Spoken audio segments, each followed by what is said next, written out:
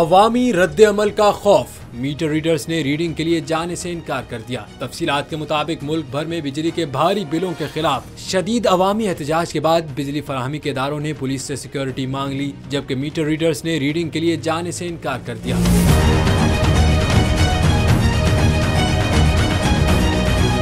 बिजली के बिलों के खिलाफ लोग सड़कों पर सरापा एहतजाज हैं। मुश्तइल अवाम बिजली के बिलों को आग लगाकर बिल न भरने का ऐलान कर रहे हैं। इसके अलावा कुछ इलाकों में बिजली फराहमी के इदारों के एहलकारों पर तशद्दुद के वाक़यात भी पेश आए हैं। इसकी अवामी एहतजाज के पेश नज़र मुल्तान इलेक्ट्रिक सप्लाई कंपनी और पेशावर इलेक्ट्रिक सप्लाई कंपनी अपने अफसरान को नकल हरकत कम करने और गाड़ियों से सरकारी नंबर प्लेट उतारने की हिदायत कर चुकी है। इसके अलावा बिजली फराहमी के इदारों ने अपने तहफ़्फ़ुज़ के लिए पुलिस से सिक्योरिटी मांग ली है, जबकि मीटर रीडर्स ने तशद्दुद के खतरे के पेश नजर रीडिंग के लिए जाने से इनकार कर दिया है। मीटर रीडिंग में ताखीर के बायस सारिफिन के बिलों के यूनिट बढ़ने से बिलों की मालियत में मजीद इजाफे का खदशा है।